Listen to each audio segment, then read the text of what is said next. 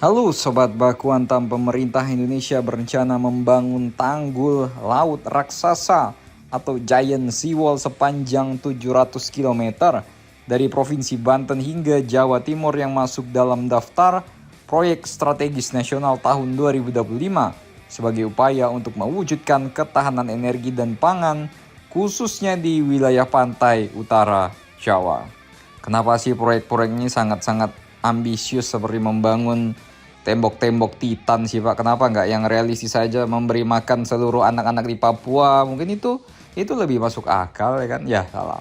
Tentunya 700 km nantinya tanggul ini tidak akan menggunakan pagar bambu punya Aguan tapi dari beton. Hasyim Jojo Hadikusumo menegaskan bahwa Presiden Indonesia Prabowo Subianto mengutuskan untuk melaksanakan pembangunan tanggul laut raksasa sepanjang 700 km yang membentang dari Banten hingga Jawa Timur. Pembangunan tanggul laut raksasa dari Banten sampai Jawa Timur untuk kita melindungi jutaan hektar sawah yang terletak di pantai utara Pulau Jawa. Dan Hasyim yang juga sebagai utusan khusus Presiden untuk iklim dan energi mengatakan program tanggul laut raksasa itu akan memakan waktu setidaknya 10 hingga 20 tahun ke depan. Pembangunan tanggul laut ini penting dilaksanakan untuk melindungi jutaan hektar sawah yang terletak di pantai utara Pulau Jawa. Baginya itu akan berguna untuk food estate yang ada di Kalimantan dan juga di Merauke. Dan program tanggul laut raksasa ini sebenarnya sudah mulai dirancang sejak tahun 1994 di zaman Orde Baru. Pemerintah saat itu sudah melihat ancaman dari kenaikan air laut, akan tetapi belum bisa dieksekusi hingga saat ini.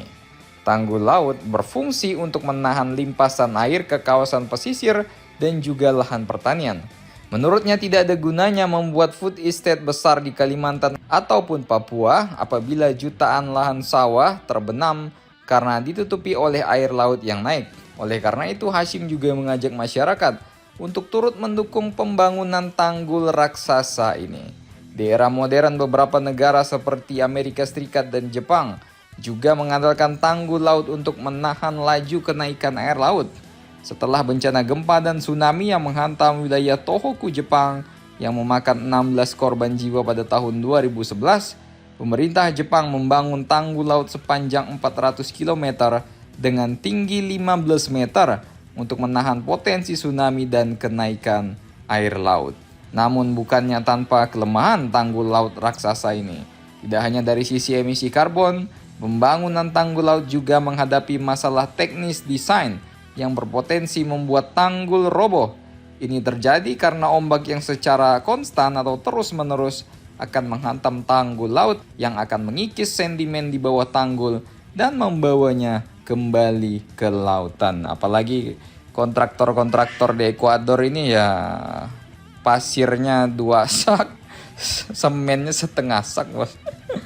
Jadi bagaimana menurut kalian, apakah tanggul laut ini tapi memang yang terbaik untuk menahan ombak di pesisir laut utara adalah ekosistem seperti mangrove, rumput laut dan juga terumbu karang adalah tetap jalan yang terbaik. Jadi solusinya memang dari Tuhan langsung sih kan. Jadi bagaimana menurut kalian? Silakan komentar dan baku hantam kalian di bawah.